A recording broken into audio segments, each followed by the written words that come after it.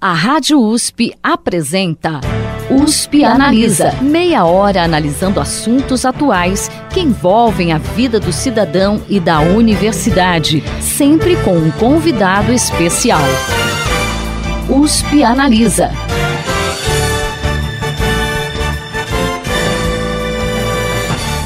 USP Analisa está apresentando uma série especial para debater a democracia no Brasil.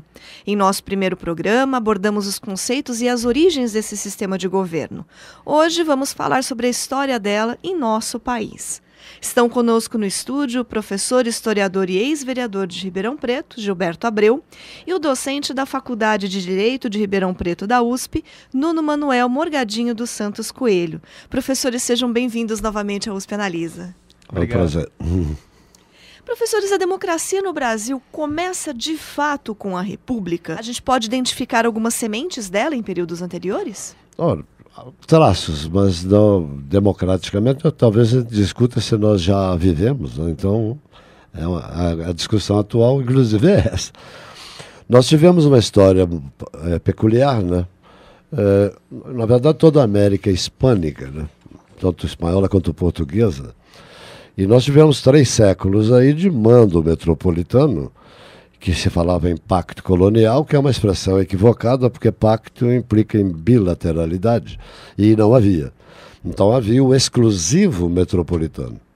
E em termos políticos aqui na colônia do Brasil, tem umas coisas interessantes que podem ser apontadas, né? Quem administrava as nossas cidades, né, eram as câmaras municipais, né? Então, as câmaras municipais é que cuidavam do regramento local, mas, sobretudo, obedientes, né, às ordenações portuguesas, né, manuelinas e filipinas, né, na sequência. Então, as ordenações portuguesas, na verdade, é que davam a característica de mando, e o mando externo, né? Então, as câmaras municipais que sempre governaram o Brasil em termos locais, né?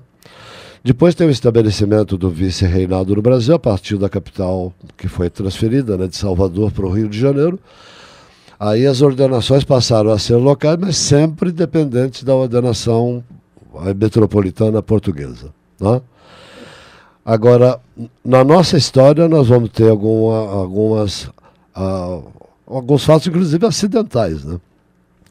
A colônia não termina propriamente com a independência, porque, na verdade, o Brasil se tornou sede do Império Português com a vinda da família real, um bando de parasitas portugueses que vieram com eles, né, em 1808, fugidos, né, da campanha napoleônica, né?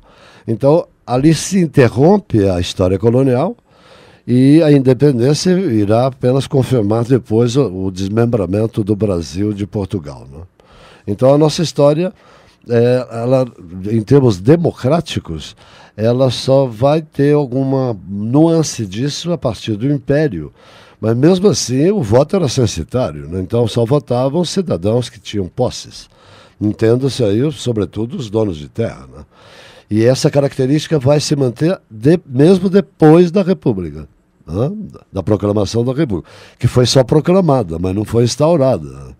Então tem livros clássicos a respeito disso, como, por exemplo, A Manipulação das Eleições no Brasil, com o livro de um jurista brasileiro, que é sempre referenciado, né? O Vitor Nunes Leal, com o livro, né, Coronelismo, Enxada e Voto, né? Onde ele aborda a manipulação das eleições do Brasil, lá na República Velha, né? E nós ainda assistimos a essas manipulações até hoje, né, de formas diferentes. Hoje pelas redes sociais, por exemplo. Esse traço é importante para que nós possamos compreender a democracia brasileira e perguntar-nos se nós efetivamente vivemos um regime democrático, né? Porque a democracia é um regime político que significa o autogoverno, o poder de um povo de determinar a si mesmo um povo que se organiza como um povo de iguais, né? Então as pessoas integrantes daquela sociedade têm o igual direito de autodeterminarem-se. Nós somos iguais entre nós e não existe ninguém que seja superior a nós, a qualquer um de nós, por uma característica do sangue, religiosa ou qualquer outra. E não é? como fazer isso num país de extrema desigualdade econômica então e social? Nós temos estas dificuldades. O Brasil sempre foi marcado pela exclusão, pelo domínio, não é, de poucas pessoas sobre muitas, que tornou o ideal democrático sempre muito precário em sua realização no Brasil, mas também, como o professor agora mesmo ressaltava, o nosso contexto colonial e neocolonial nos faz pensar e criticar se nós efetivamente somos, se já fomos e se somos uma democracia. Porque democracia significa sermos nós capazes de tomarmos as nossas próprias decisões. E nós, efetivamente, de modo soberano, toda democracia se concebe, se define como um regime político soberano, sob pena de não ser democracia. Se não há soberania, a decisão é tomada por outrem, por outro interessado, por outro empoderado. Quem é que toma as decisões, quem é que tem tomado ao longo da história brasileira as decisões sobre o que se passa com o Brasil? Economicamente, por exemplo, né, no professor Bressa Pereira, da USP, né, ele, numa de suas obras, ele diz textualmente que o momento de internalização das decisões econômicas do Brasil se deu entre 1930 e 1960. Foi pela primeira vez na história que essa internalização decisória aconteceu. Né? E depois nós vamos ter outros fatores, né, como o regime militar, né, a ditadura militar, a partir de 64. E a gente deve, inclusive, perguntar se essa internalização ainda hoje persiste ou nós voltamos novamente a ter centros de decisão externas ao nosso território? É possível, né? Agora provocando, o professor Gilberto comentou alguma coisa para a gente puxar por isso daí. É possível a gente dizer que realmente existia um sistema democrático na Primeira República? Porque já havia uma aliança entre as oligarquias estaduais, né? E também o domínio de coronéis, além da figura do chamado voto de cabresto. A gente pode dizer em democracia na Primeira República? De forma alguma, né? Porque, na verdade, a desigualdade econômica se traduzia em desigualdade social e política. Né? Então nós temos, por exemplo, né, a mudança administrativa, por exemplo, das câmaras municipais. Elas vão, inclusive, permanecer no Império e os vereadores eram eleitos para período de 4 em 4 anos também. E quem administrava a cidade nesse período era o presidente da Câmara, que normalmente era o vereador mais votado. A República elimina esse sistema, mas mantém as câmaras municipais. E a figura que era do agente administrativo da Câmara passa a ser a do intendente, até que surge a figura do prefeito. Né? A figura do prefeito tem pouco mais de um século só. Né? Então, na verdade, a Câmara Municipal tinha atribuições anteriores, né? Tanto legislativas quanto executivas e às vezes até judiciárias, em períodos mais remotos. Essa divisão do poder no Brasil, então, é muito recente, inclusive nas cidades, né? Onde houve a separação do legislativo, que permanece com a Câmara, e vem a função do executivo na figura do prefeito. Mas isso é sobretudo nas últimas décadas, desde do início do século XX. Né? Então, até administrativamente no Brasil, as coisas são muito recentes, né, em termos institucionais. Nós não tínhamos, durante a Primeira República, a justiça eleitoral. A justiça eleitoral veio dar veio dar resposta a essa grande crítica contra... A justiça eleitoral era a ata. E quem a redigia que era o juiz.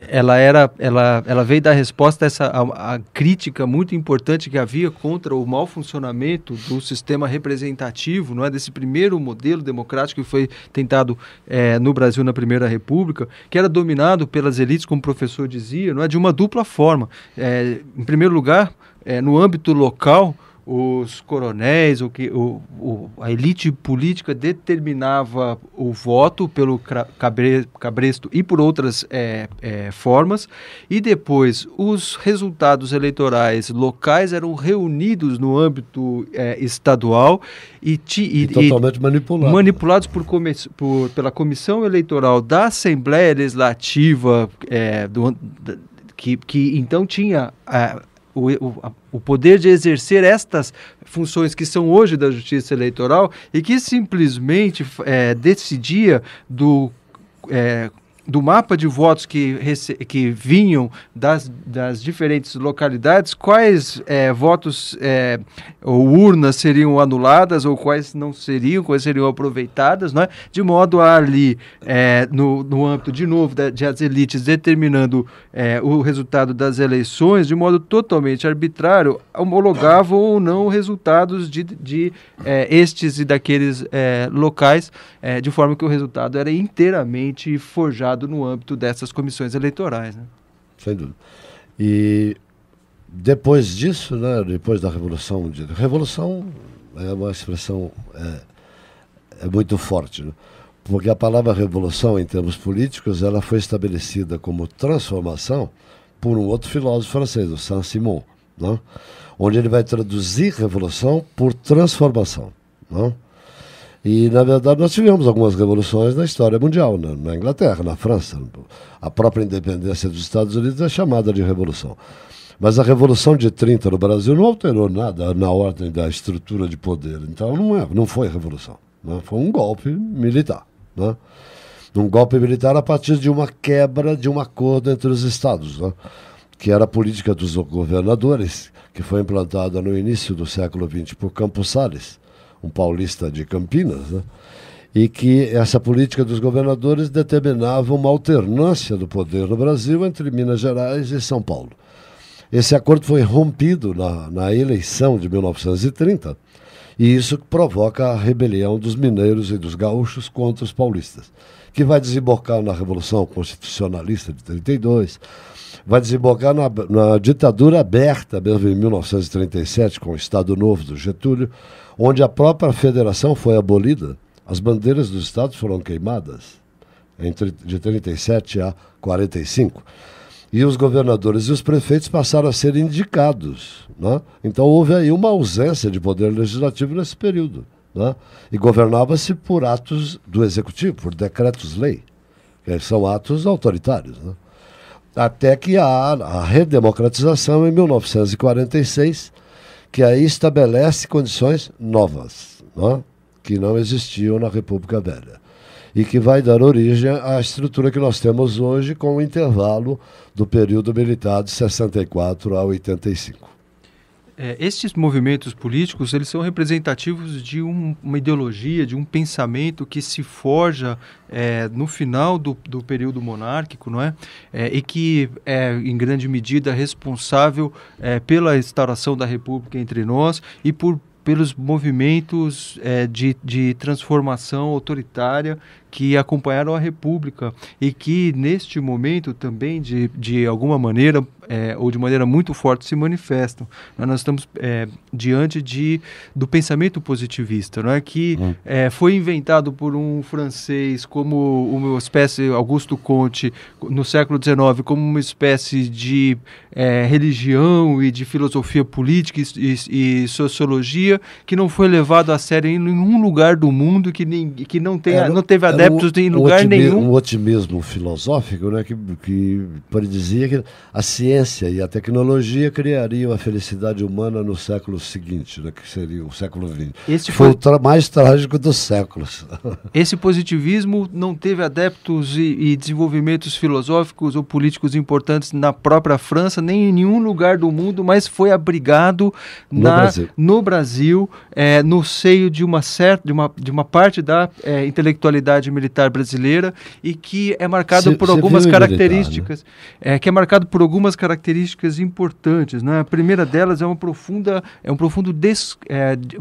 desconfiança em relação à democracia, uma desconfiança em relação ao povo, a que o povo possa... Uma demofobia. exatamente um medo do povo, uma desconfiança com respeito, uma crença de que o povo não pode tomar decisões para si mesmo, porque... Seria um dos fundamentos do futuro fascismo, né?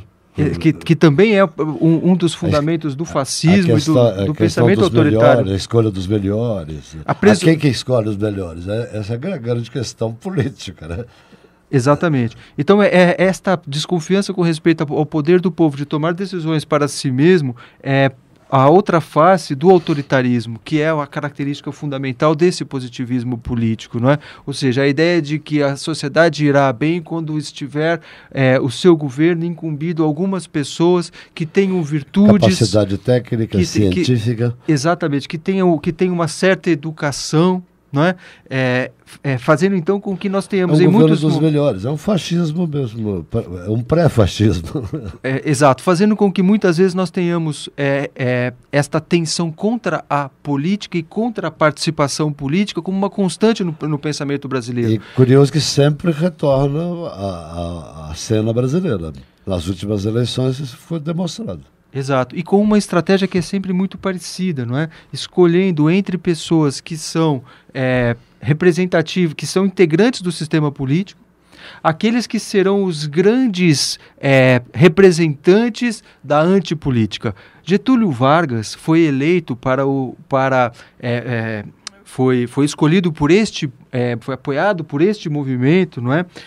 Para governar o Brasil e subiu, não é, revolucionariamente ao poder com o argumento de que ele era um inimigo da política, de que nós precisávamos acabar com a política da República Velha. Mas ele era...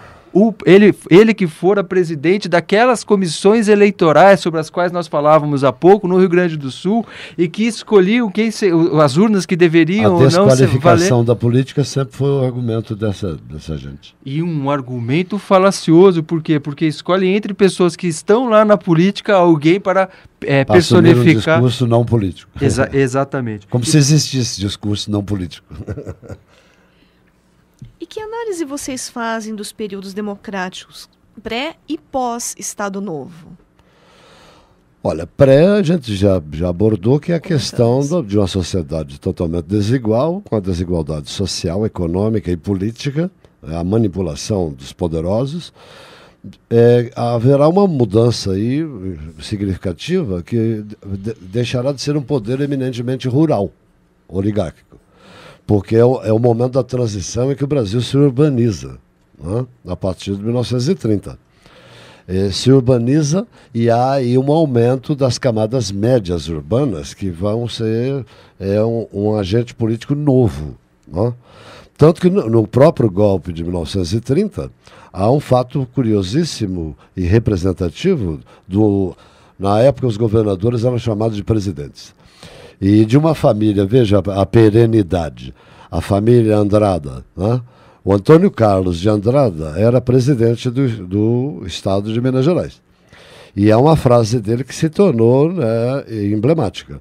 Façamos a revolução antes que o povo a faça. E fizeram, né?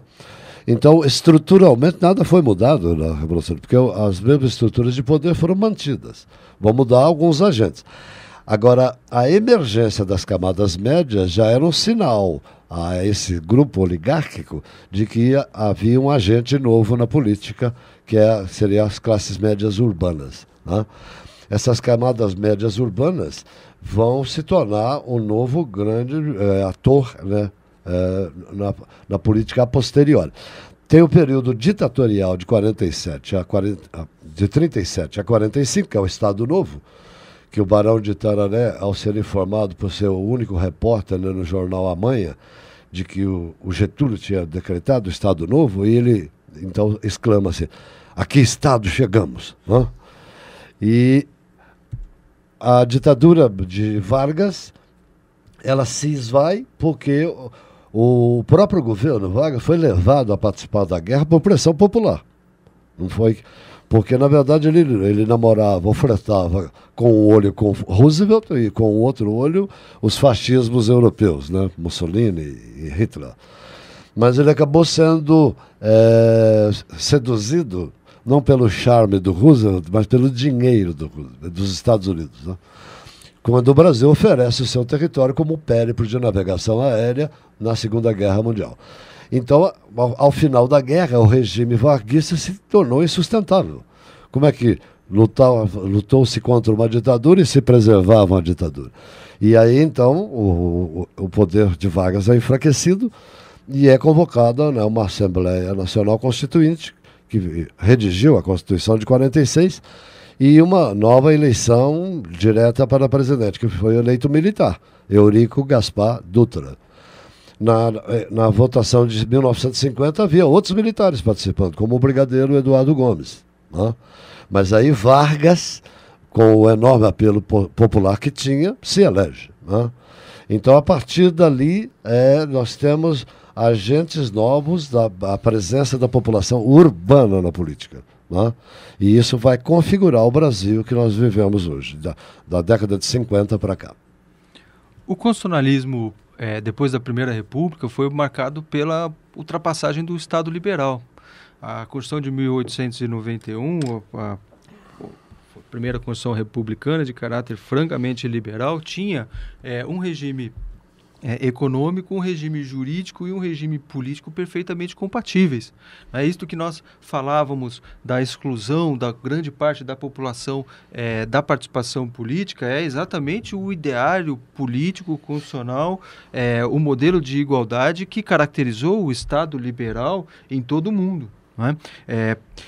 Depois, com a crise dessa república e com as constituições que vieram a partir de 1934, nós já passamos a viver um outro modelo constitucional, não é? Ultrapassamos o constitucionalismo liberal em direção ao constitucionalismo social, resultante de exigências da sociedade por formas de participação e por direitos de igualdade que não eram atendidos pelo Estado liberal. E esses direitos de participação e esses bens exigidos pela sociedade são bens materiais, exigem uma transformação da economia, exigem o desenvolvimento da economia. A economia precisa ter condições para dar conta destas novas exigências. Surge então o Estado Social, que se acompanhará, portanto, de um outro modelo de democracia. Aquilo que nós chamamos de democracia, em que todos podem votar independentemente da sua renda, independentemente da sua escolaridade, independentemente de serem homens ou mulheres, não é? São conquistas do Estado Social, acompanham exatamente... O voto feminino é de 34, né? Exato. Só que não havia eleição, também, né? então só votaram em 46. Porque a Constituição de 34 foi muito efêmera, né? Logo ela foi substituída pela Constituição Autoritária de 37, não é? Que na prática suprimiu os direitos de participação política, exatamente porque inspirada naqueles ideais, não é? Sobre os quais falamos do pensamento autoritário positivista abrigado, não é? No seio do pensamento militar. Mas grandes constituições que representam o pensamento social e democrático social no Brasil, como a de 34 e a de 46, não é? São constituições representativas de um outro momento, que não tiveram a oportunidade de desenvolverem-se historicamente, mas que já representam este outro momento de amadurecimento da sociedade brasileira, cada vez mais do rural para o urbano. Exatamente, cada vez mais urbana, que o professor se referia. Constituições, como a de 46, por exemplo, que abriam espaço para exigências, para reivindicações de igualdade, que provocaram a reação dos inimigos da democracia, né? Então, lembremos-nos de que há uma tensão constitutiva entre a desigualdade econômica extrema e a igualdade política, que faz com que a democracia esteja sempre em jogo. Sempre em risco. Sempre em risco. E a Constituição de 1946, que foi uma Constituição do Estado Social, que abria, então, a possibilidade de acesso a estes direitos sociais, não é? Que caracterizam o Estado Social, sendo palco, portanto, de movimentos que exigiam a realização destes ideários constitucionais, destas possibilidades, não é? Aliás, houve até a possibilidade de radicais terem sido eleitos. Né? houve um momento, aliás, muito curto, de legalidade, inclusive, do Partido Comunista, ou dos partidos comunistas, né? Inclusive, muitos deles foram eleitos, né? O Prestes, o líder principal, né, do movimento, Jorge Amado, o escritor, vários escritores e políticos brasileiros de esquerda foram eleitos. Até que, de novo, né, volta o partido comunista à ilegalidade, né? Mas isso já é um reflexo de que as coisas tinham mudado, né? Porque existiam agora discursos mais radicais contra uma sociedade que não se alterava e não se alterou significativamente desde então. E é muito curioso a gente notar um ponto em comum na história do Brasil. O fato de que, quando há um momento de crise, há uma tomada de poder por parte dos militares. Temos isso em uma série de momentos, entre eles a própria proclamação da República em 1889, a Revolução de 1930, né, que levou Vargas ao poder, o golpe de 64, que instaurou a ditadura militar por mais de 20 anos, enfim. Que análise vocês fazem do papel dos militares nos regimes políticos brasileiros? Olha, isso é verdadeiro porque houve outras tentativas de golpe também. Por exemplo, quando do suicídio de Vargas, né, em 54, houve a tentativa, houve uma sucessão ali de governantes, até que fosse convocada a eleição, que foi em 55, né? Com a eleição de Juscelino Kubitschek, houve a tentativa dos militares de impedir a sua posse, que foi garantida pela maior autoridade militar do país, que à época era o Marechal Henrique Dufres Teixeira Lott, que até por gratidão o Juscelino, depois de seu governo, né, vai indicá-lo como seu sucessor. E ele vai perder as eleições para uma outra figura, que não era militar, mas autoritária também, né, Jânio Quadros. Então, os militares sempre tiveram esse veso intervencionista no Brasil. Mas até que alguns deles foram eleitos, como o Dutra em 46, né? E agora o senhor Jair Bolsonaro foi eleito como militar. E com um discurso militar mesmo, né? Militarista, né?